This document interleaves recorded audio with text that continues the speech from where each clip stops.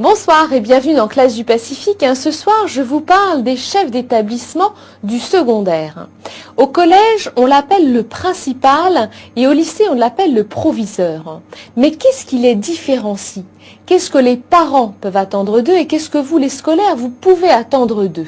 Détails et précisions avec ce reportage. Un principal est un directeur qui dirige l'établissement, ainsi que les professeurs et les élèves qui se trouvent dans le collège. Il donne parfois des conseils chaque trimestre, qui veut dire pour savoir si les élèves sont assez savent ce qu'ils veulent à la fin de l'année. Voilà pour la définition d'un principal et d'un proviseur, bref d'un chef d'établissement. Principal et proviseur dirigent un établissement avec des notions de responsabilité, sécurité, organisation et gestion. Point commun, la réussite de l'élève. Différence, les enjeux.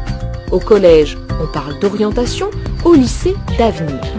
Il y a quand même un objectif essentiel, c'est de conduire l'élève pendant 4 ans à la préparation de son projet, à la préparation de son orientation et de faire en sorte qu'il puisse obtenir la meilleure orientation possible et afin de mieux se préparer à devenir un citoyen responsable.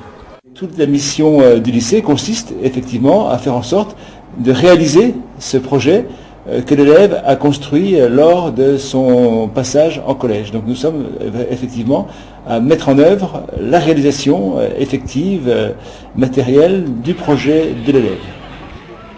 Principal, proviseur, ils mènent l'un et l'autre le scolaire à l'autonomie. Autrement dit, moins de 16 ans scolarité obligatoire, 18 ans droit de vote, liberté d'expression. Enjeu, question, en fonction de l'âge donc de la classe, les parents s'interrogent et s'inquiètent différemment sur le devenir de leur enfant. Les parents ils peuvent demander comment on fonctionne à l'école et aussi si on est sage. Et moi je peux demander comment ça fonctionne le collège. Donc, les parents en général quand ils viennent me voir, souvent c'est pour un petit problème personnel, un petit souci relationnel entre l'enfant et puis des camarades dans la classe ou entre l'enfant et son professeur.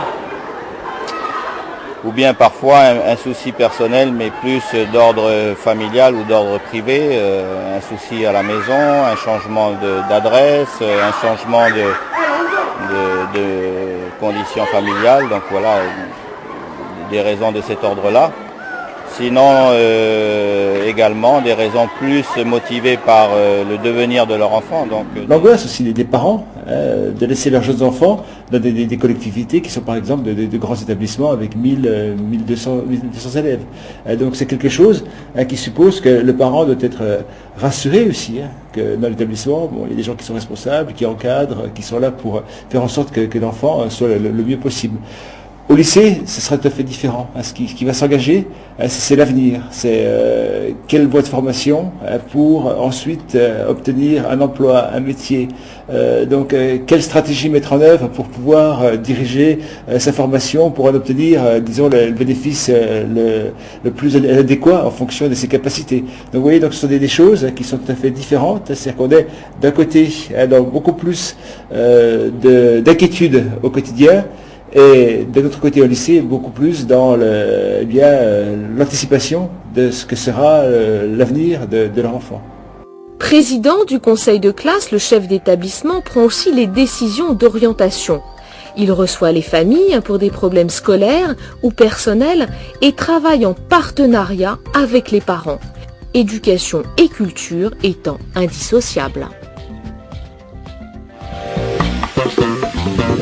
Principal, proviseur et toute l'équipe de l'établissement, bien évidemment, parents et scolaires, l'objectif c'est la réussite de l'individu par l'éducation.